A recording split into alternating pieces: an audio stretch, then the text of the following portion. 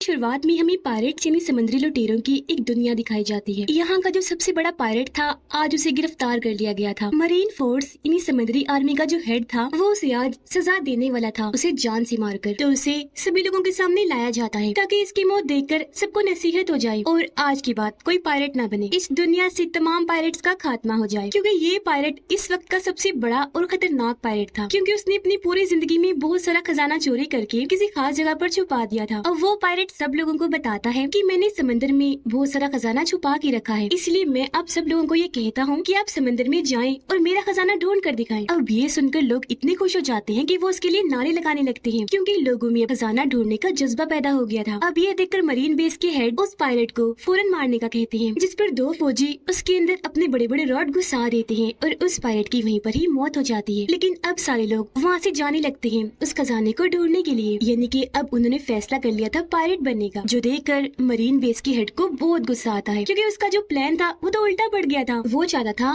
कि पायरेट्स का खात्मा हो जाए, लेकिन उस पायलट के मरने के बाद अब तो बहुत सारे पायलट सामने आ गए थे और अब वो उस बड़े पायलट के खजाने को ढूंढने निकल गए। इसके बाद हमें 22 साल के बाद की कहानी दिखाई जाती है। हम एक कश्ती में कहानी के हीरो को देखते हैं जिसका नाम लूफी होता है। लूफी भी उस पायलट के खजाने को ही ढूंढने जा रहा था, क्योंकि वो समंदर का सबसे बड़ा पायलट बनना चाहता है और वो अपने सफर में काफी आगे आ चुका है। लेकिन जिस कश्ती में वो सवार था अब उसमें पानी आना शुरू हो गया था, क्योंकि वो काफी दिन से सफर कर रहा था। अब वो डूब ना जाए इसलिए जल्दी से एक ड्रम में जाकर बैठ जाता है। उसका सारा सामान पानी में तैरने लगा और वो ड्रम भी जिसमें वो छुपा हुआ था, पर यहाँ कम से कम वो डूबने से बच गया था। लेकिन फिर उसका ड्रम तैरते तैरते दो पायरेट्स के जहाजों के बीच पहुँच जाता है, जिन दोनों जहाजों की आपस में लड़ाई हो रही थी। अब यहाँ बड़े शिप की कैप्टन एक औरत थी, जिसको पकड़ने के लिए मरीन बेस ने बहुत सारा इनाम रखा हुआ था। वो फिर अपने साथियों के साथ मिलकर दूसरे जहाज के लोगों पर हमला कर देती है। एक एक करके उन्हें बुरी तरह मारकर वो बंदी बना लेती है और उन्हें भी अपने शिप में ले आती है। कैप्टन के साथी भी दूसरे शिप का सामान लूटकर अपने शिप में लाने लगते हैं। ये लोग उस ड्रम को भी उठाकर अपनी शिप में ले आते हैं जिसमें लूफी छुपा हुआ था। जैसे ही रात हुई लूफी ड्रम से बाहर आ जाता है, लेकिन उसे बाहर आता हुआ एक लड़का देख लेता है जो वहाँ पर कैदी था और वो लूफी को देखकर डर जाता है, चीख मार देता है। लूफी उसके मुँह पर हाथ रखकर उसे चुप करवाता है और कहता है कि डरो मत, मैं तुम्हें कोई नुकसान नहीं पहुँचाऊंगा। जिसके बाद लूफी उसे अपने बारे में बताता है कि मैं भी एक पायलट हूँ। पर वो कैदी लड़का कहता है कि तुम पायलट नहीं लगते क्योंकि तुम अच्छे लग रहे हो। जिस पर लूफी का जवाब था कि नहीं, सारे पायलट एक जैसे नहीं होते, कुछ अच्छे भी होते हैं। अब यहाँ हमें लूफी के बचपन का सीन दिखाया जाता है और हमें पता चलता है कि उसे बचपन से पायलट बनने का शौक था। लूफी को पायलट्स का एक हीरो भी बहुत पसंद था, जो खुद भी एक पायलट था, और लूफी उसे सिर्फ अपना ही हीरो समझता था। अब जब पायलट हीरो अपनी टीम के साथ वापस आता है तो लूफी उसे कहता है कि प्लीज मुझे भी अपनी टीम में शामिल कर लीजिए ना। जिस पर वो जवाब देता है, बेटा तुम अभी छोटे हो, पायलट बनने के लिए भी तैयार नहीं हो, क्योंकि ये काम बहुत खतरनाक होता है। अब ये सुनकर लूफी को जोश आ गया। वो शिप की सबसे ऊंची जगह पर जाकर सबका ध्यान अपनी तरफ करता है और फिर चाकू अपने चेहरे पर घुसाकर निशान बना लेता है, ताकि वो सबको दिखा सके कि मैं अब बच्चा नहीं रहा और पायलट बन सकता हूँ। कहानी वापिस से प्रेजेंट टाइम मौजूदा वक्त में आ जाती है, जहाँ ये सारी बात लूफी उस कैदी लड़के को बता रहा था। वो लड़का उससे पूछता है कि तुम पायलट बनने का सपना कैसे देख सकते हो, क्योंकि पायलट होना इतनी भी खास बात नहीं। इस पर लूफी जवाब देता है कि नहीं, पायलट होना बहुत अच्छा होता है, क्योंकि पायलट बनकर आप अपने साथियों के साथ समंदर की सैर कर सकते हैं, एडवेंचर पर जा सकते हैं, और तो और पायलट्स को कोई कुछ कहता भी नहीं, वो आजाद होते हैं। इसलिए तो देखो मैं इतना खुश हूँ पायलट बनकर। कैदी लड़का कहता है मैं भी आजाद होना चाहता हूँ, लेकिन जो इस शिप के कैप्टन है उसने मुझे यहाँ पर कैद करके रखा हुआ है और वो मुझे आजाद कभी नहीं होने देगी। कैप्टन के खराटों की आवाज इतनी ज्यादा थी कि लूफी पूछता है, अरे ये क्या, ये कैसी आवाज है, क्या तुमने कोई समुद्री मॉन्स्टर पकड़ के यहाँ पे रखा हुआ है? जिस पर कैदी लड़का कहता है, अरे नहीं नहीं यार, ये तो हमारी कैप्टन के खराटों की आवाज है। अब वो कैदी लड़का लूफी को चुपके चुपके ऊपर लेकर जाता है और कहता है कि अभी सब सो रहे हैं तो तुम यहाँ से भाग जाओ। अब जब लूफी वहाँ से जा रहा था तो उनकी आहट से सब लोगों को पता चल जाता है और वो नींद से उठ जाते हैं, जिसके बाद कैप्टन भी यहाँ पर आ जाती है। अब कैप्टन को लगता है कि कैदी लड़का मुझे धोखा दे रहा था, वो भी यहाँ से भाग रहा था, इसलिए वो अपने हथियार से इन दोनों पर हमला कर देती है। वो पहले कैदी लड़के को मारती है, लेकिन लूफी आगे आकर उसके हथियार को साइड पर कर देता है, कैदी लड़के को बचा लेता है, जिसके बाद वो अकेला ही कैप्टन और उसके साथियों से लड़ने लगता है। हालांकि कैप्टन के साथी उस पर गोलियां चलाते हैं, लेकिन एक भी गोली लूफी का कुछ बिगाड़ नहीं पाती। ये देखकर कैप्टन को गुस्सा आ जाता है और वो अपना भारी हथियार उठाकर लूफी की पेट पे जोर से मारती है। लेकिन हैरत, यहाँ पर लूफी अपने जिस्म को लचकदार बनाकर खींचता है और ऐसे उसके वार से बच जाता है। ये देखकर कैप्टन काफी हैरान रह जाती है कि इसने अपने जिस्म को लचकदार कैसे कर लिया। और फिर तभी लूफी अपने हाथों को भी लंबा लंबा लचकदार बनाकर शिप की दूसरी साइड पर चला जाता है। तब कैप्टन भी वहाँ पर आ जाती है। वो दोबारा से अपने हथियार से उस पर हमला करती है, लेकिन लूफी पीछे हट जाता है और तब शिप का व्हील टूट जाता है और वहाँ पर आग लग गई। सारी सूरत हाल को देखकर कैप्टन आग भगोले गोला हो जाती है। उसे कैदी लड़के पर गुस्सा आ रहा था, इसलिए वो अपने हथियार से अब उस पर हमला करती है। लेकिन तभी सामने आ गया लूफी। हथियार उसके सर पर लगा, उसका सर कुचला गया, लेकिन हैरत उसे कुछ भी नहीं हुआ। जिसके बाद लूफी अपनी सबसे खतरनाक मूव यानी मारने का जो उसका सबसे अच्छा तरीका था वो उसका इस्तेमाल करता है। अपना हाथ लंबा लचकदार बनाकर बड़ा सा मुक्का बनाता है और उससे वो कैप्टन पर हमला करता है, जिससे यहाँ वो कैप्टन समंदर में दूर जाके गिरती है और उसका काम तमाम। अब वो सारे लोग लूफी की ताकतों को देखकर काफी हैरान भी हो जाते हैं और डर भी जाते हैं, इसीलिए हार मान ली थी उन्होंने। अब लूफी तो अपने कारनामों से बहुत खुश था और वो कैदी लड़के को लेकर यहाँ से जाने वाला था। अब हम एक तलवारबाज को देखते हैं जिसका काम होता है पायरेट्स को पकड़कर मारना। अब तब यहाँ एक आदमी आया जो वॉरियर था यानी कि योद्धा। वो तलवारबाज को अपने साथ शामिल होने का कहता है, लेकिन वो साफ साफ मना कर देता है। इनकार सुनकर वॉरियर तलवारबाज से लड़ने लगा। अब वो बहुत अच्छा तलवारबाज था। वो तेजी तेजी से अपनी तलवारें हिलाकर वॉरियर से लड़ता है और फिर एक मौके पर बड़ी आसानी से अपनी तलवारों का इस्तेमाल करते हुए वो वॉरियर को काट कर उसके 2 हिस्से कर देता है और इस तरह तलवारबाज ये लड़ाई जीत गया। लूफी और कैदी लड़का उस शिप से निकल चुके थे और अब वो एक छोटी कश्ती में आगे बढ़ रहे थे। अब क्योंकि उसने लूफी की और लूफी ने उसकी जान बचाई थी, इसलिए उन दोनों की दोस्ती हो जाती है। कैदी लड़का तो पहले उसकी ताकतें देखकर काफी हैरान था, इसलिए वो लूफी से पूछता है कि तुम्हारे पास ये लचकदार होने की ताकत कहाँ से आई? जिस पर वो बताता है कि बचपन में जब पायरेट हीरो ने मुझे अपनी टीम में शामिल करने से मना कर दिया था ना, तो तब मैंने गुस्से में आकर एक खास किस्म का फ्रूट खा लिया था, जिसके बाद से ही मुझे ये लचकदार होने की ताकत मिली। क्योंकि पायरेट हीरो ने जब मेरा हाथ पकड़ा तो मैं वहाँ से आगे बढ़ गया और मेरा हाथ लंबा होकर लचकदार बन गया। फिर कैदी लड़का पूछता है कि अब हम कहाँ जा रहे हैं? लूफी उसे बताता है कि हम जा रहे हैं ग्रैंड लाइन पर, यानी वही जगह जहाँ पर बड़े पायरेट का खजाना छुपा हुआ है। वो लड़का पूछता है क्या तुम्हें ग्रैंड लाइन का रास्ता पता है? इस पर लूफी जवाब देता है मुझे तो नहीं पता। फिर वो लड़का कहता है कि तुम्हारी तरह मेरा भी एक सपना है। मैं दरअसल मरीन सोल्जर बनना चाहता हूँ ताकि कमजोर लोगों की मदद कर सकूँ। ये सुनकर लूफी कहते तो फिर ठीक है, काम कर लेते हैं। हम अब यहाँ से जाते हैं मरीन बेस पर। मुझे वहाँ से ग्रैंड लाइन का नक्शा मिल जाएगा और तुम वहीं पर रुक जाना मरीन सोल्जर बनने के लिए। जिस पर कैदी लड़का कहता है अरे वाह, ये तो बहुत अच्छा आइडिया है, चलो फिर ऐसे ही करते हैं। और अब ये दोनों मरीन बेस पर जाने के लिए निकल जाते हैं। अब इसी बीच समंदर में हम नामी नाम की एक लड़की को देखते हैं जो अपनी कश्ती में थी और उसकी हालत खराब थी। वो मरने वाली थी क्योंकि उससे काफी कमजोरी महसूस हो रही थी। उसने जब आंखें खोली तो उसे वहाँ पर एक बड़ी कश्ती दिखाई देती है जिसके अंदर 2 लड़के थे। तब नामी उनसे मदद मांगती है, लेकिन तभी वो देखती है कि ये दोनों तो पायरेट्स हैं, इसीलिए अपनी कश्ती में रखा हुआ बॉक्स वो ज्यादा ढककर छुपाने की कोशिश करती है। ऐसा लग रहा था जैसे उसमें कोई कीमती चीज हो। ये देखकर वो दोनों लड़के अपनी कश्ती से उतरकर नामी की कश्ती में आ जाते हैं और उस बॉक्स को खोलकर देखने की कोशिश करते हैं। जैसे ही उन्होंने बॉक्स खोला, हैरत, उसमें कुछ भी नहीं था। अब जब लड़कों ने ऊपर देखा तो नामी उनकी कश्ती चुराकर वहाँ से भाग जाती है, क्योंकि ये सब उसने नाटक किया था ताकि वो लड़के इसकी कश्ती में आए और ये उनकी कश्ती लेकर भाग सके। और अब नामी भी पास की मरीन बेस पर आ जाती है। उधर लूफी और कैदी लड़का एक होटल में बैठकर खाना खा रहे थे, जहाँ तभी वो तलवारबाज भी आ जाता है। एक बच्ची उसके लिए अपने हाथों से खाना बना कर लाती है, लेकिन तभी यहाँ पर मरीन कैप्टन का बदतमीज बेटा आ जाता है। वो बच्ची के हाथ से खाना छीन कर नीचे गिरा देता है और अपने पाँव से कुचल देता है, जिसके बाद वो बच्ची से भी काफी बुरा पेश आता है। बच्ची काफी परेशान हो गई, जो चीज तलवारबाज को पसंद नहीं आई, इसलिए वो मरीन कैप्टन के बेटे से कहता है कि बच्ची से माफी मांगो। जिस पर वो बदतमीज लड़का हंस के कहता है क्या कहा,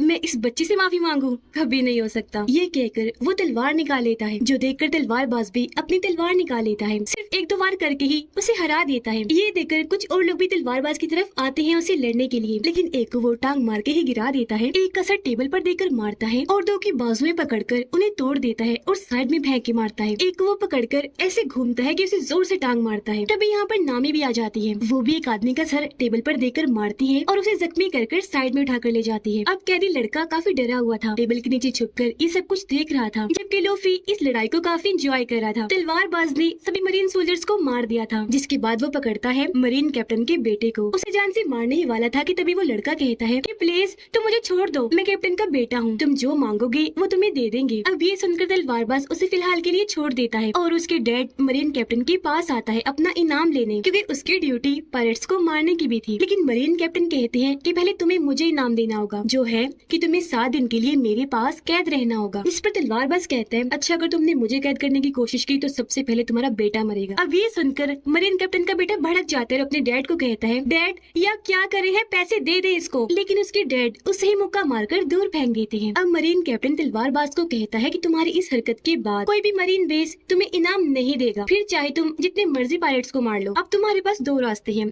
या तुम हमारे साथ काम करो या फिर मेरे पास 7 दिनों के लिए कैद हो जाओ। इस पर तलवारबाज कहता है कि मैं तुम्हारे साथ काम तो नहीं करूंगा, लेकिन हाँ 7 दिनों के लिए कैद हो जाता हूँ। और अब उसे पकड़कर कैद कर लिया जाता है, उसे बांध दिया जाता है। अब अगले ही दिन लूफी भी यहाँ पर आ जाता है ग्रैंड लाइन के नक्शे को चुराने के लिए। लूफी ऊपर छोटे से रास्ते से आया था। वो जब देखता है कि तलवारबाज को वहाँ पर बांधा हुआ है तो वो उसकी रस्सियाँ खोलकर उसे आजाद कर देता है और जिस रास्ते से आया था वहाँ से ही वापस चला जाता है। उधर नामी एक मरीन ऑफिसर की यूनिफॉर्म चुराकर उसे पहनकर अंदर घुस जाती है क्योंकि वो भी यहाँ पर ग्रैंड लाइन का नक्शा ही चुराने आई थी। लेकिन जब वो नक्शा ढूंढ रही थी तो तब दो मरीन ऑफिसर अंदर आ जाते हैं और उसे पहचान लेते हैं कि नामी कोई मरीन ऑफिसर नहीं है बल्कि इसने तो सिर्फ वर्दी ही पहनी हुई है, इसलिए वो उस पर हमला कर देते हैं। लेकिन वो भी जल्दी से आगे बढ़ी। मेल ऑफिसर को तो वो अपनी टांग में ही लपेट कर नीचे गिरा देती है और रोड से फीमेल ऑफिसर पर हमला करके उसका भी काम तमाम कर देती है। इतनी ही देर में छत तोड़कर यहाँ पर लूफी भी आ जाता है क्योंकि उसने सारी बात सुन ली थी और अब इन दोनों को ही पता चल गया था कि हम यहाँ पर ग्रैंड लाइन का नक्शा चुराने आए हैं। अब लूफी मरीन कैप्टन की ऑफिस जाने लगता है क्योंकि ग्रैंड लाइन का नक्शा वहीं पर ही रखा हुआ है। तब नामी भी उसके पीछे पीछे जाने लगती है पर तभी अचानक इनके सामने मरीन कैप्टन आ जाता है और क्योंकि नामी ने यूनिफॉर्म पहना हुआ था तो वो उसे मरीन ऑफिसर ही समझता है। नामी यहाँ पर उसे बताती है वो दरअसल मैंने इस कैदी को अभी कैद किया है तो मैं इसे जेल में डालने जा रही थी। जो सुनकर कैप्टन यहाँ से चला जाता है पर यहाँ हमने देखा कि नामी बहुत चालाक है। उसने मरीन कैप्टन की जेब काट ली थी और अब उसके ऑफिस की चाबियाँ इनके पास आ गई थी। तो अब ये दोनों चाबियों से ताला खोलकर उसके ऑफिस घुस जाते हैं। अलग अलग होकर ग्रैंड लाइन का नक्शा ढूंढने लगते हैं।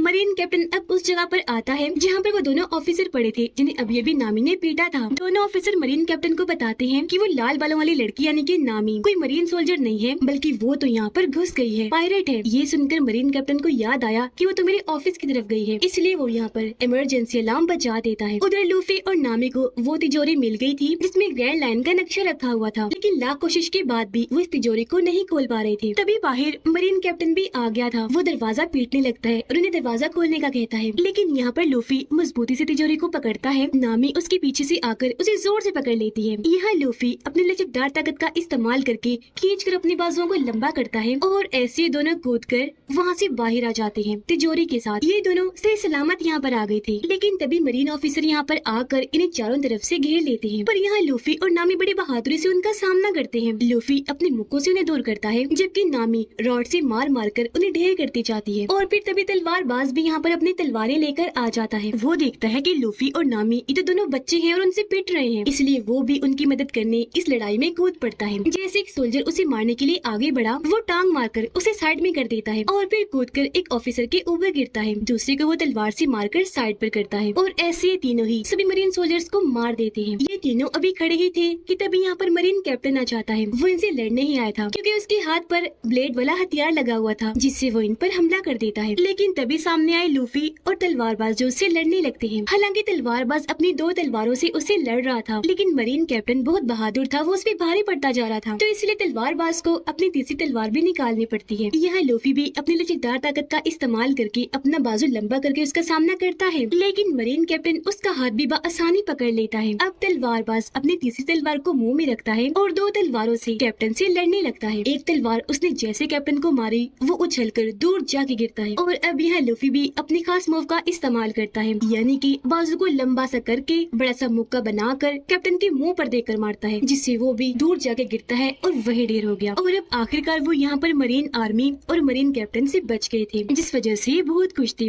तलवारबाज इनकी और मदद करता है। वो तिजोरी को उठाकर लूफी की कश्ती तक लेकर जाता है। इससे पहले कि ये यहाँ से जाते मरीन कैप्टन का बेटा यहाँ पर आ जाता है गन्स लेकर, लेकिन तभी यहाँ पर आ जाता है कैदी लड़का भी और वो उसके मुंह पर जोरदार मुक्का मारकर उसे बेहोश कर देता है। उसे देखकर लूफी काफी खुश हो जाता है कि तुम यहाँ भी आ गए, और अब वो उसे भी अपने साथ ले जाने का सोचता है क्योंकि अब मरीन आर्मी इनके पीछे पड़ गई थी। जिस पर कैदी लड़का कहता है कि नहीं तुम जाओ, मैं यहीं पर रुकूंगा अपना सपना पूरा करने के लिए। मैं एक अच्छा मरीन ऑफिसर बनूंगा, लोगों की मदद करने के लिए, जुल्म को मिटाने के लिए। उसकी बातें सुनकर लूफी काफी मुतासिर हुआ और अब वो नामी और तलवारबाज को उस कश्ती में लेकर वहाँ से निकल जाता है। अब हम दोबारा से मरीन बेस के हेड को देखते हैं जिन्होंने 22 साल पहले सबसे बड़े पायलट को पकड़ा था और उसे सजा दी थी। अब बेस के हेड को पता चलता है कि कोई उनकी मरीन बेस से ग्रैंड लाइन का नक्शा चुरा कर ले गया है। ये जानकर मरीन बेस के हेड काफी परेशान हो जाते हैं और अब वो भी इस मरीन बेस पर आने लगते हैं। अब हमें दिखाया गया एक जोकर जो भी एक पायलट ही था और उसे भी ग्रैंड लाइन का नक्शा चाहिए था, इसलिए वो अपने लोगों को लूफी के पीछे भेजता है वो नक्शा चुराने के लिए। उधर लूफी, नामी और तलवारबाज कश्ती से आगे बढ़ रहे थे। यहाँ खुशी खुशी नामी उस तिजोरी को खोल लेती है जिसके अंदर से इन्हें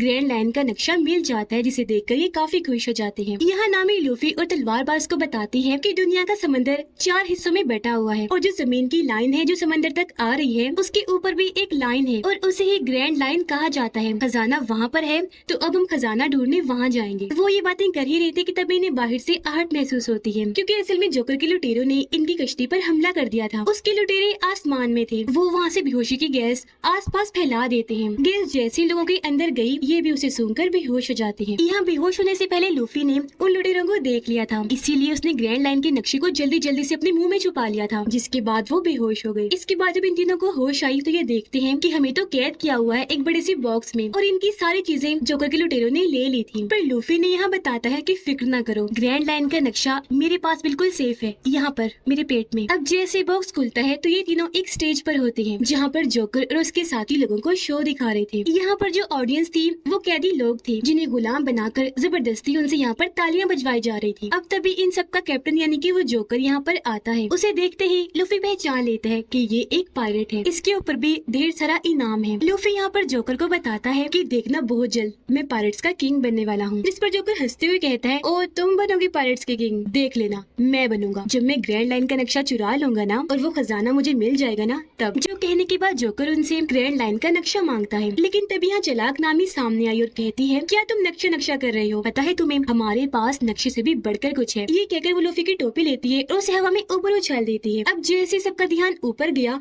मौका पाकर वो यहाँ से भाग जाती है। अपनी टोपी पकड़ने के लिए लूफी अपना हाथ फिर से लंबा करता है। अब उसकी लचकदार ताकत देखकर सारे ही लोग काफी दंग रह जाते हैं, यहाँ तक कि वो जोकर भी, कि ये इसने कैसे कर दिया। अब जब नामी सर्कस से बाहर आती है तो वो देखती है कि जोकर ने इनका पूरा शहर तबाह बर्बाद कर दिया है। शहर की बुरी हालत देखकर वो भी सोच रही थी कि तब यहाँ पर जोकर के लोग आकर उसे पकड़ लेते हैं और दोबारा से उसे अपने हेड जोकर के पास ले आते हैं। तभी जोकर के लोग तलवारबाज और नामी को पकड़कर उन्हें अपने साथ ले जाते हैं। जोकर लूफी के पास आता है और उससे ग्रैंड लाइन के नक्शे के बारे में पूछता है, लेकिन वो उसे कुछ नहीं बताता, जिस वजह से जोकर को गुस्सा आ गया और वो लूफी को सजा देने के लिए उसके हाथ पाँव बंधवा देता है और उन्हें खिंचवा कर और लंबा लचकदार कर देता है, क्योंकि उसे लग रहा था कि ऐसा करने से लूफी को तकलीफ होगी। लेकिन लूफी तो उल्टा हंस रहा था, क्योंकि उसे तकलीफ नहीं हो रही थी बल्कि मजा आ रहा था। अब जब जोकर लूफी के पास आया तो वो उसकी टोपी देखकर पहचान लेता है कि ये तो पायरेट हीरो की टोपी है। तब यहाँ जोकर उसे बताता है कि जब मैं तुम्हारी उम्र का था ना तब मैं और पायरेट हीरो एक ही टीम में हुआ करते थे, लेकिन उसने भी मुझे धोखा दे दिया। अब लूफी से नक्शा लेने के लिए जोकर यहाँ पर एक चाल चलता है। वो उसके सामने एक बच्चे को लाता है और कहता है कि अगर तुमने नक्शा ना दिया तो मैं इसे मार दूंगा। ये देखकर लूफी को गुस्सा आ गया और वो जैसे तैसे खुद को छुड़वा लेता है और यहाँ पर अपनी सबसे खास मूव का इस्तेमाल करता है, यानी कि लंबी बाजू करके बड़ा सा मुक्का बनाकर वो जोकर के मुंह पर जोर से मारता है, जिससे उसका सर ही टूटकर जिस्म से अलग होकर दूर जाके गिरता है। पर हैरत, सर अलग होने के बाद भी जोकर मरा नहीं था बल्कि जिंदा था। उसका कटा हुआ सर बोल रहा था,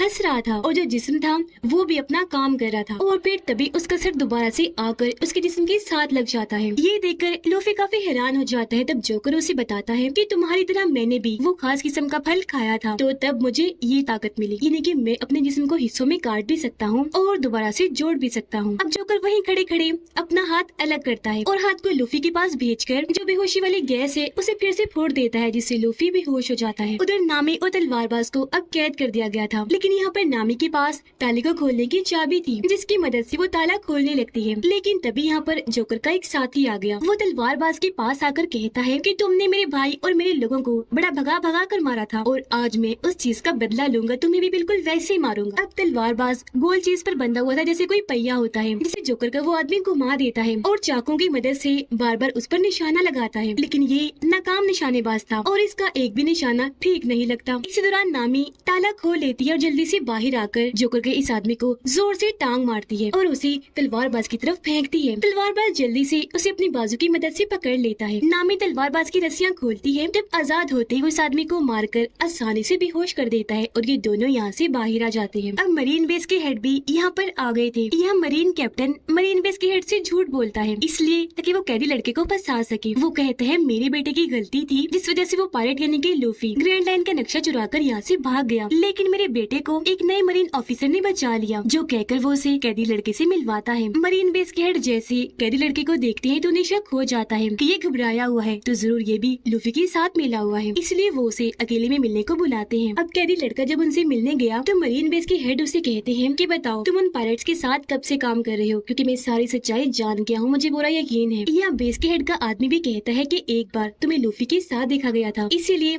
अब जो भी सच है जल्दी से बता दो। ये सुनकर कैदी लड़का काफी घबरा गया और वो सारी सच्चाई मरीन बेस के हेड को बता देता है। कहता है कि लूफी ने मेरी मदद की थी मेरी कैप्टन से मुझे आजाद करवाने में, तो वो और मैं उस शिप से भाग गए थे और यहाँ पर आ गए। जिसके बाद वो तो चला गया लेकिन मैं यहीं पर रुक गया क्योंकि मैं मरीन ऑफिसर बनना चाहता था। अब हेड समझ जाते हैं कि ये सच बोल रहा है, इसलिए वो कैदी लड़के को भी अपने साथ शामिल कर लेते हैं ताकि ये मिलकर लूफी को पकड़ सके। उधर जोकर ने लूफी को पकड़कर एक टैंक में कैद कर दिया था। जब उसे होश आई तो वो खुद को यहाँ पाकर काफी परेशान हो जाता है क्योंकि इस टैंक में धीरे धीरे करके समंदर का पानी भर रहा था और समंदर के पानी की वजह से लूफी यहाँ पर अपनी ताकतों का इस्तेमाल नहीं कर पाता क्योंकि वो यहाँ पर कमजोर पड़ता जा रहा था। तभी यहाँ पर जोकर भी आ गया और वो उसे दोबारा ग्रैंड लाइन का नक्शा मांगता है लेकिन लूफी उसे नहीं देता। इस वजह से जोकर को काफी गुस्सा आ गया और वो टैंक में पानी की स्पीड बढ़ा देता है और अब समंदर का पानी तेजी से वहाँ पर आकर लूफी पर गिरने लगा। अब हमें यहाँ दोबारा से लूफी के बचपन का सीन दिखाया जाता है जहाँ पर उस वक्त वो काफी दुखी था जब पायलट हीरो उसे अकेला ही छोड़कर चला गया। उसके जाने के बाद यहाँ पर एक और पायलट आया जो बहुत बुरा था। वो आते ही लूफी को पकड़कर उसे मारने लगता है, परेशान करने लगता है। लेकिन ठीक इसी वक्त पर यहाँ पर पायलट हीरो दोबारा आ गया। उसने जब देखा कि लूफी के साथ ये ऐसा सलूक कर रहे हैं तो उसने एक एक करके उस पायलट के सभी साथियों को मारकर ढेर कर दिया। लेकिन तब तक वो बुरा पायलट लूफी को लेकर कश्ती में बिठाकर समंदर में आ गया। पर तभी यहाँ पर एक बहुत बड़ा समुद्री मॉन्स्टर आकर इनकी कश्ती पर हमला कर देता है जिससे इनकी कश्ती पलट गई और ये दोनों समंदर में जाके गिरते हैं। डूबने की वजह से उस बुरे पायलट की तो वहीं पर मौत हो जाती है। इससे पहले कि लूफी भी पानी में डूबकर मरता, यहाँ पर पायलट हीरो आकर उसकी जान बचा लेता है। जिसके बाद वो समुद्री मॉन्स्टर दोबारा से ऊपर आया इन पर हमला करने के लिए। वो अपना बड़ा सा मुंह खोलकर लूफी को खाने ही वाला था कि तभी सामने पायलट हीरो आकर उसे बचा लेता है। मॉन्स्टर ने जैसे अपना मुंह बंद किया, पायलट हीरो मॉन्स्टर की आंखों में आंखें डालकर देखने लगता है। इससे मॉन्स्टर काफी डर गया और वहाँ से वापस भाग जाता है। लेकिन लूफी देखता है कि उस मॉन्स्टर ने पायलट हीरो का एक बाजू खा लिया है जिससे छोटे लूफी को बहुत दुख हुआ। तो अब यहाँ पर लूफी को एहसास हो गया कि वाकई अभी मैं बच्चा हूँ, पायलट बनने के लायक नहीं हूँ। अब पायलट हीरो यहाँ से जाने वाला था। जाते जाते वो लूफी को अपनी टोपी देता है जो लूफी के पास उसकी आखिरी निशानी थी जिसे प्रेजेंट टाइम में जोकर लूफी के सामने ही खराब कर रहा था। पर वो अपनी टोपी बचाने के लिए कुछ कर नहीं सकता था क्योंकि पानी भरने से वो टैंक में डूबता जा रहा था। पर इस वजह से उसे बहुत गुस्सा था। इतनी ही देर में यहाँ पर नामी और तलवारबाज भी आ गई। नामी रोड को टैंक पर देकर मारती है जिससे टैंक पर दरारें पड़ जाती हैं। लूफी भी तब तक पानी में बेहोश हो गया था। अब उन दोनों को देखकर जोकर काफी घबरा गया। आसपास अपने साथियों को देखने लगता है ताकि मदद के लिए बुला सके। लेकिन नामी और तलवारबाज ने तो पहले ही उसके साथियों का काम तमाम कर दिया था। दरारें काफी गहरी हो गई थी इसलिए टैंक टूटता है और पानी के बहाव के साथ लूफी बाहर आ जाता है। उसे तब तक होश भी आ गई थी और यहाँ अब उसके मुंह से ग्रैंड लाइन का नक्शा भी बाहर निकल कर आ जाता है। अब लूफी के सामने दो चीजें पड़ी हुई थी, नक्शा और उसकी टोपी। क्योंकि उसकी टोपी ज्यादा जरूरी थी इसीलिए वो उसकी तरफ ही बढ़ता है। लूफी टोपी उठाता है जबकि जोकर वो नक्शा उठा लेता है जिसे देखकर वो काफी खुश हो रहा था। ये देखकर तलवारबाज उस पर तलवार से हमला करता है। तलवारबाज ने उसका गला काटा था लेकिन अपनी ताकत से वो गला दोबारा जोड़ लेता है और उन्हें ही अपनी ताकतें दिखाने लगता है। यानी कि उनकी आंखों के सामने वो अपने जिस्म के हिस्से काट कर दोबारा से जोड़ने लगता है और फिर वो अपने जिस्म के बहुत सारे टुकड़े करके उनसे नामी और तलवारबाज पर हमला करवा देता है। हालांकि नामी और तलवारबाज उसके जिस्म के टुकड़ों से लड़ रहे थे लेकिन वो इन पर भारी पड़ रहा था। ये देखकर लूफी को जोकर पे काफी गुस्सा आया इसलिए वो भी उठा उसे लड़ने के लिए। वो यहाँ पर अपने स्पेशल मूव का इस्तेमाल करता है, अपना मुक्का उसके पेट के आर पार कर देता है। लेकिन इससे भी जोकर को कुछ नहीं होता और अब वो लूफी पे भी भारी पड़ता है। जोकर का कटा हुआ हाथ आकर लूफी की गर्दन को पकड़ लेता है और उसका गला दबाने लगता है। लूफी ने जब साइड पर देखा तो वहाँ पर बहुत सारे बॉक्सेस पड़े हुए थे जिन्हें लूफी नामी को दिखाता है और अपना सारा प्लान समझाता है। जिसके बाद लूफी और तलवारबाज बारी बारी करके जोकर के जिस्म के टुकड़ों को बॉक्सेस की तरफ फेंकते हैं और नामी जल्दी से रॉड की मदद से उन्हें कैद करती रहती है। इस वजह से जोकर के पास अब जिस्म के बहुत थोड़े हिस्से रह गए थे और अब वो काफी छोटा हो गया था। और अब यहाँ पर लूफी अपनी खास ताकत का इस्तेमाल करता है। वो अपने दोनों बाजों को लंबा करके बड़े बड़े हाथ बनाता है, दोनों हाथों से एक साथ उस पर हमला करके उसे वहाँ से उड़ा देता है। जिसके बाद लूफी वो नक्शा नामी को दे देता है क्योंकि अब उसे इन दोनों पर भी यकीन हो गया था और ये अच्छे दोस्त बन गए थे। अब ये तीनों मिलकर वहाँ पर कैद लोगों को आजाद करवाते हैं जिन्हें ऑडियंस बनाकर वहाँ पर बिठाया गया था। उधर मरीन बेस के हेड ने मरीन कैप्टन को गिरफ्तार कर लिया था और उन्हें वहाँ पर बांध दिया था क्योंकि हेड जान चुके थे कि एक अच्छा मरीन कैप्टन नहीं है, ये बहुत ही बुरा है और बहुत नाइंसाफी करता है, बेहद जालिम भी है। अब मरीन बेस के हेड ये फैसला करते हैं कि अब मैं खुद अपनी नई मरीन आर्मी बनाकर लूफी को पकड़ने के लिए निकलूंगा। उनकी नई मरीन आर्मी सामने खड़ी हुई थी जिनमें कैदी लड़का और मरीन कैप्टन का बेटा भी शामिल था जिसकी फौरन ही बाद ये लूफी को पकड़ने के लिए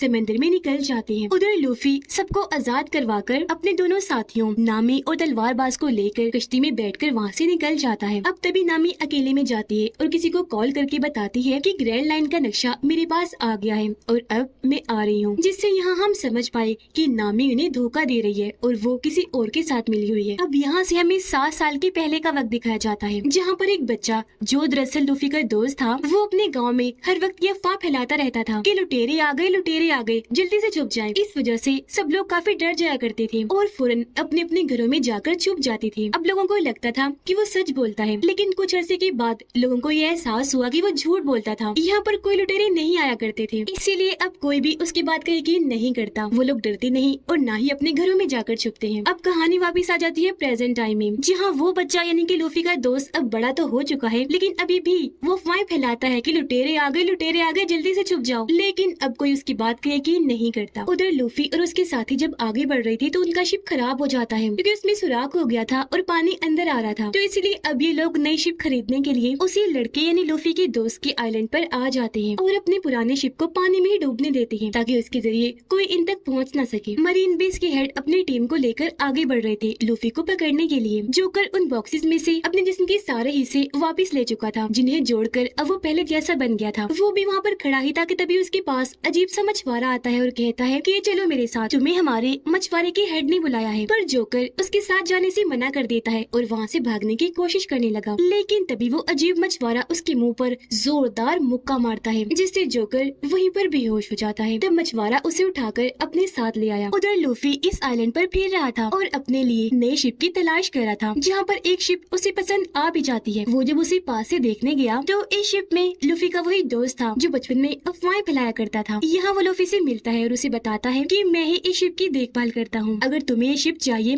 तो चलो मैं तुम्हें अपने दोस्त से मिलवाने ले चलता हूँ, क्योंकि ये शिप उसकी है, बल्कि शिप ही तो क्या पूरा आइलैंड ही उसका है। जो सुनकर लूफी, नामी और तलवारबाज उससे मिलने के लिए तैयार हो गए और अब लूफी का दोस्त उन तीनों को अपने दोस्त से मिलवाने ले जाता है उसके घर पर, जहाँ उसका घर हम देखते हैं बहुत शानदार खूबसूरत था, क्योंकि वो लड़की बहुत अमीर थी। जिसके बाद वो लड़की अंदर से निकलकर बाहर आती है, उसके साथ उसका दोस्त भी था। लड़की के साथ उसका दोस्त भी था जिसका नाम क्लाडोर था। अब इस अमीर लड़की की कल 28वीं बर्थडे थी, यानी कल वो 18 साल की हो जाएगी। तो उसका दोस्त यहाँ पर आकर उसे पहले ही हैप्पी बर्थडे विश कर देता है। वो फिर अमीर लड़की से लूफी, नामी और तलवारबाज को भी मिलवाता है, ये कहकर कि ये तीनों भी मेरे साथी हैं। तब अमीर लड़की उस लड़की यानी लूफी के दोस्त को कहती है कि आज रात तुम और तुम्हारे ये साथी यहीं पर रुक जाओ हमारे साथ रात का खाना खाने के लिए। यहाँ पता चला कि अमीर लड़की के मॉम डैड मर चुके हैं और अब वो इस घर में बिल्कुल अकेली रहती है, इसीलिए उसका दोस्त क्लाडोर और नौकर ही उसकी देखभाल करते हैं। अब वो अमीर लड़की जब अकेली बैठी थी तो खुफिया रास्ते से वो लड़का यानी लूफी का दोस्त उसके पास आता है। बर्थडे गिफ्ट के तौर पर वो उसे समंदर से लाया हुआ मोती देता है और उसे खुश करने के लिए यह बड़ी बड़ी बातें करता है कि मैं कई बार समंदर में जाकर एडवेंचर कर चुका हूँ। बातों के दौरान ही लड़की को खांसी होने लगी। तब लूफी का दोस्त उसे चाय लाकर पिलाता है, जिससे उसकी तबीयत थोड़ी बेहतर होती है। लूफी और नामी कपड़ों वाले कमरे में जब गए तो वो ये सोचकर काफी परेशान हो रही थी कि यहाँ पर तो इतने सारे कपड़े हैं,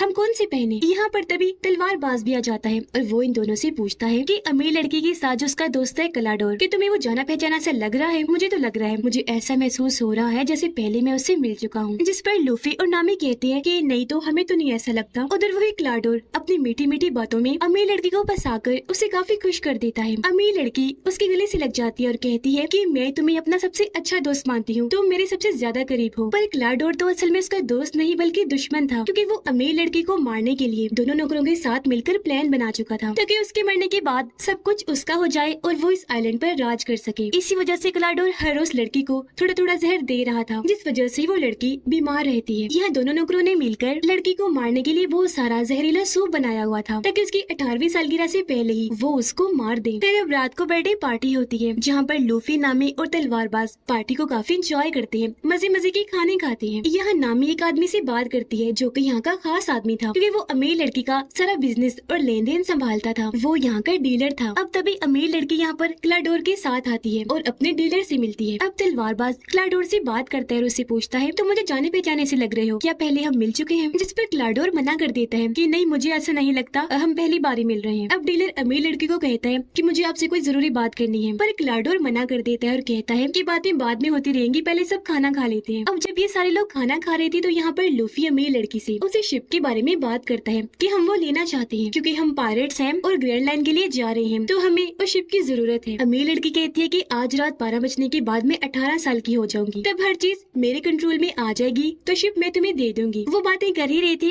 कि तभी लड़की की तबीयत खराब होने लगी। ग्लाडोर कहता है किसी आराम की जरूरत है, आप सब लोग यहाँ से चले जाइए, पर अमीर लड़की मना कर देती है कि नहीं नहीं मत कहो उन्हें जाने का, आज रात वो यही रुकेंगे। ये सुनकर तब ग्लाडोर भी चुप हो जाता है और अमीर लड़की को उठाकर उसके कमरे में छोड़ने जाता है। अब मरीन बेस के हेड और कैदी लड़का जब एक जगह पर बैठे हुए थे तो वहाँ पर मरीन कैप्टन का बेटा आता है और बताता है कि एक आइलैंड के पास हमें लूफी के शिप का सामान मिला है, जिस पर मरीन बेस के हेड कहते हैं तो इसका मतलब है लूफी उस आइलैंड पर गया है, तो अब तुम दोनों उस आइलैंड पर जाओ और लूफी को पकड़कर यहाँ पर लेकर आओ। अब जब डीलर अकेला था तो उसके पास क्लाडोर आता है क्योंकि वो डीलर को मारना चाहता है। वजह ये थी कि डीलर क्लाडोर की सच्चाई जान चुका था, जो सारी बात आज रात वो अमीर लड़की को बता देगा। अब यहाँ हमने देखा कि क्लाडोर के पास भी तेज चलने और दौड़ने की स्पीड और ब्लेड की ताकत है। उसके हाथ में 5 ब्लेड लगे हुए थे, वो उन्हें डीलर के अंदर घुसाकर उसे बहुत बुरी तरह मार देता है। अब हम जोकर को देखते हैं जिसे वो मछुआरा अपने हेड के पास उठाकर ले आया था। हेड जोकर को कहता है कि मैं यहाँ का सबसे बड़ा और खतरनाक पायलट हूँ, अगर तुम यहाँ पर कुछ लूटोगे तो आधा हिस्सा मुझे भी दोगे। जिस पर जोकर कहता है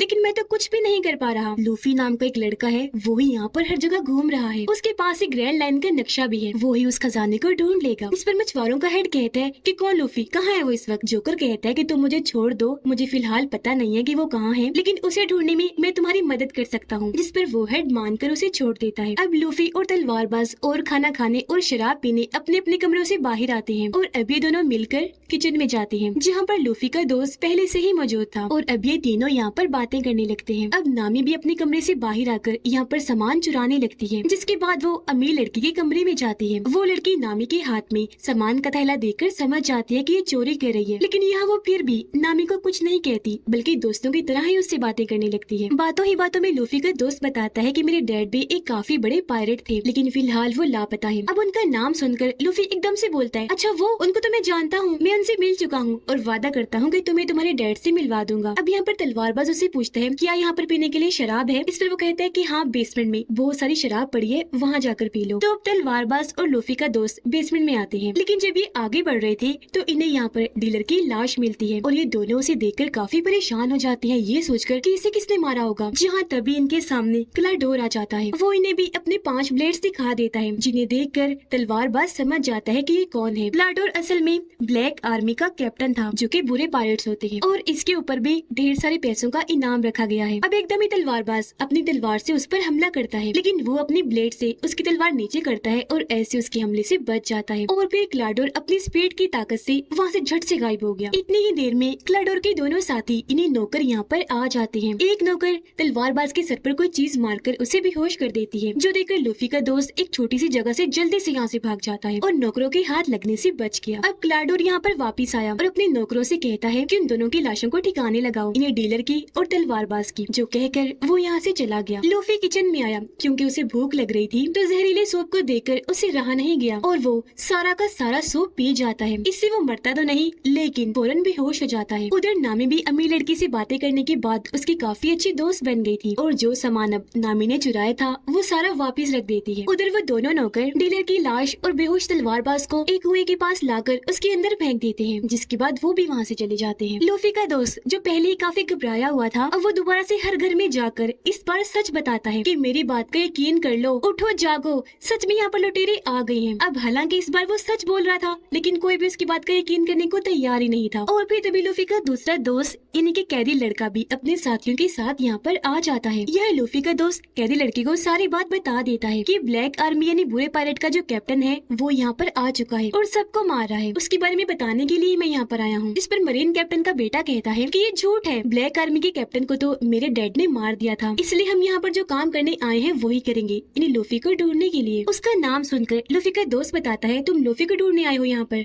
वो भी इधर ही है। और अब वो इनको लूफी के पास ले जाने लगता है। उधर नामी जब किचन में आती है तो ये देखकर काफी परेशान हो जाती है कि लूफी यहाँ पर बेहोश पड़ा है। उसे समझ नहीं आती कि सूप पीकर ये बेहोश कैसे हो गया, पर तभी उसे आहट महसूस हुई और वो जल्दी से जाकर एक जगह पर छुप जाती है। वहाँ पर दरअसल क्लाडोर और उसके साथी आए थे, दोनों नौकर, और उनकी बातें सुनकर नामी सारी बात समझ जाती है कि ये क्या करने वाले हैं, इन्हीं अमीर लड़की की जान लेने वाले हैं। घर के बाहर लूफी का दोस्त मरीन आर्मी को ले आया था। अब क्लाडोर जैसे दरवाजा खोलता है, लूफी का दोस्त बताता है कि यही ब्लैक आर्मी का कैप्टन है। इन यानी कि लुटेरा। पर यहाँ पर क्लाडोर उल्टा उस पर ही इल्जाम लगाने लगता है और कहता है कि इसका दिमागी तवाज़ुन थोड़ा ठीक नहीं है, इसलिए अक्सर ही ऐसी बातें करता रहता है। ये बचपन से ही इस तरह की कहानियां बनाते आ रहा है। अब ये सुनकर कोई भी लूफी के दोस्त की बातों का यकीन नहीं करता, सिवाय कैदी लड़के के। उसे लग रहा था कि क्लाडोर ही झूठा है और लूफी का दोस्त सच बोल रहा है। अब मरीन कैप्टन का बेटा क्लाडोर को कहता है कि लूफी इधर ही है, तो तब क्लाडोर कहता है कि हाँ, और वो लूफी को इनके हवाले कर देता है जो आधे बेहोशी की हालत में था। अब नामी वहाँ से निकलकर बाहर आई। वो नौकर के मुंह पर पेन से हमला करके उसे बेहोश करती है और यहाँ से भाग जाती है। लूफी का दोस्त भी वहाँ से भागकर अमीर लड़की के पास आ गया था। क्लाडोर कैदी लड़की को कहता है कि अब तुम यहाँ पर क्या ले रहे हो, चले जाओ यहाँ से। उसकी बेइज्जती करके वो मुंह पे ही दरवाजा बंद कर देता है। अब नामी भी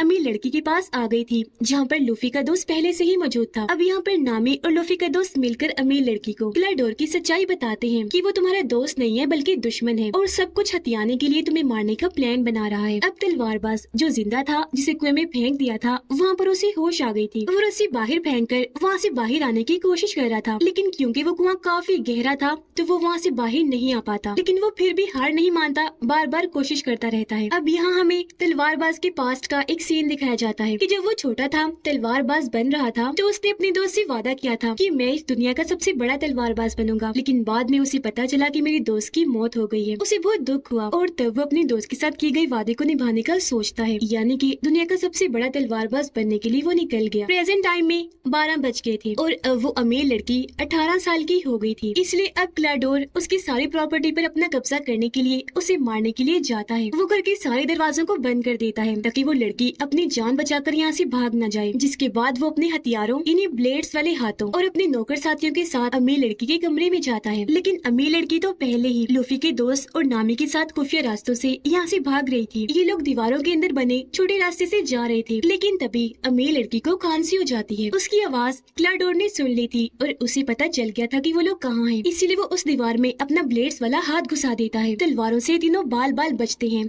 और अब ये जल्दी से यहाँ से भाग जाते हैं। तलवारबाज कुएं में अब खुद ही ऊपर आने की कोशिश करता है। वो चढ़कर ऊपर आ रहा था लेकिन बार बार नीचे गिर रहा था, लेकिन इस बार भी वो हार नहीं मानता और बड़ी हिम्मत करके दोबारा से उठा, ऊपर चढ़ने लगा और आखिरकार अब वो कुएं से बाहर आ ही जाता है। उधर कैदी लड़का लूफी को पकड़कर अपने साथ ले जा रहा था। लूफी को होश आने लगी, इसलिए कैदी लड़का उसके पास जाता है। अब लूफी यहाँ पर पूरी तरह होश में आकर कैदी लड़की को कहता है कि मुझे यहाँ से वापस जाना होगा क्योंकि क्लाडोर सच में बहुत खतरनाक है और मेरे दोस्तों की जान को खतरा है, मुझे उन्हें बचाना है क्योंकि वो सच में ब्लैक आर्मी का कैप्टन है। लेकिन तभी मरीन कैप्टन का बेटा लूफी पर गन तान देता है ताकि वो यहाँ से भाग न सके। इतनी ही देर में तलवारबाज भी यहाँ पर आ गया था और वो उसके सभी साथियों को मार देता है। फिर वो मरीन कैप्टन के बेटे को जोरदार मुक्का मारता है जिससे वो वहीं बेहोश होकर गिर जाता है। जिसके बाद लूफी और तलवारबाज अपने साथियों को बचाने के लिए निकल जाते हैं। घर में वो तीनों यानी कि अमीर लड़की, लूफी का दोस्त और नामी एक पुराने कमरे में आकर छुप जाते हैं। लेकिन तभी क्लाडोर भी यहाँ पर आ जाता है। उसे शक था कि वो यहीं पर है, इसीलिए वो उन्हें ढूंढने लगता है। इसी दौरान लूफी और तलवारबाज भी जैसे तैसे घर का एक रास्ता खोलकर अंदर आ ही जाते हैं। लूफी जाता है ऊपर और तलवारबाज दूसरी साइड पर। तलवारबाज के सामने क्लाडोर के दोनों नौकर साथी आ जाते हैं तो वो जल्दी से अपनी तलवार पकड़कर उनसे लड़ने लगता है। अमीर लड़की और नामी जैसे बाहर आई, क्लाडोर जल्दी से आगे आकर उन्हें पकड़ लेता है। वो उन्हें बस मारने ही वाला था कि तभी लूफी का दोस्त अपने हथियार से उस पर निशाना लगाता है, लेकिन इस बार भी वो बच जाता है। क्लाडोर को कुछ नहीं होता। अब क्लाडोर फुल स्पीड के साथ उसके पास आया और उस पर हमला करके उसे दूर फेंक देता है। फिर वो अमीर लड़की और नामी के पास आया। उसने अपना ब्लेड्स वाला हाथ ऊपर उठाया अमीर लड़की को मारने के लिए, लेकिन तभी पीछे लूफी आ गया जिसने अपना हाथ लचकदार बना के लंबा करके उसे पकड़ लिया और ऐसे अमीर लड़की को बचा लिया। जिसके बाद अब लूफी क्लाडोर से लड़ने लगता है। लचकदार ताकत का इस्तेमाल करके वो उसे उठा कर मार रहा था, पर क्योंकि क्लाडोर काफी खतरनाक और ताकतवर था इसलिए लूफी ज्यादा देर तक उसका मुकाबला नहीं कर पाता। क्लाडोर बहाने से काफी बार लूफी पर हमला करता है जिस वजह से लूफी को अब थोड़ा रुकना पड़ता है, लेकिन फिर मौका पाकर लूफी उसके मुंह पर जोरदार मुक्का मारता है और वो दूर जाके गिरता है। तलवारबाज भी दोनों नौकरों से लड़कर उन्हें खूब मार रहा था। एक पर वो तलवार से ऐसे हमला करता है कि सीढ़ियों से नीचे फेंक देता है और ऐसे वो इन पर भारी पड़ रहा था। उधर क्लाडोर भी अब आमने सामने आकर लूफी से लड़ता है और अपनी ब्लेड से उसे दूर फेंक फेंक के मारता है, लेकिन इसका असर लूफी पर ज्यादा नहीं होता। वो बड़े आराम से बार बार बच रहा था। अब यहाँ पर लूफी अपनी सबसे खास मूव का इस्तेमाल करता है। वो लचकदार ताकत का इस्तेमाल करके अपनी गर्दन को लंबी करता है और उससे क्लाडोर पर हमला करके बाहर फेंक के मारता है। लेकिन तलवारबाज भी उसके दोनों साथियों को हराकर बंदी बना लेता है, यानी कि इन्होंने उन तीनों को ही पकड़ लिया था। अब इस तरह इन सभी दोस्तों ने उनसे लड़ाई की, उन्हें हराया और इन सब की ही जान बच गई। लेकिन नामी कहती है हमें जल्दी से यहाँ से निकलना चाहिए क्योंकि मरीन आर्मी जान चुकी है कि हम यहाँ पर हैं और हमें पकड़ने वो यहाँ पर आती ही होगी। पर क्योंकि भागने के लिए इनके पास कोई शिप नहीं था, इसलिए अमीर लड़की इन्हें वही वाला शिप दे देती है। अब यहाँ पर अफवाह वाला लड़का यानी लूफी का दोस्त भी इनके साथ सफर में जाने के लिए तैयार हो जाता है और अब ये चारों उस शिप में बैठकर इस आइलैंड से निकल जाते हैं। हम देखते हैं कि क्लाइडोर भी मरा नहीं था बल्कि जिंदा बच गया था और वो भी कश्ती में बैठकर इस आइलैंड से निकल चुका था। कैदी लड़का वापिस आ गया था जहाँ वो मरीन बेस की हेड से माफी मांगता है कि प्लीज मुझे माफ कर दीजिए, मैंने बहुत कोशिश की पर मैं लूफी को पकड़कर नहीं ला पाया। हेड उससे कहती है कि परेशान मत हो, तुमने कोशिश भी की और अपना काम भी पूरा कर दिया, तुम उन लोगों को आइलैंड से बाहर ले आए यही बहुत है, अब हम उन्हें पकड़ लेंगे। वो ऐसा इसलिए कह रहा था क्योंकि अपनी दूरबीन से वो लूफी के शिप को देख पा रहा था। और अब मरीन बेस के हेड कहते हैं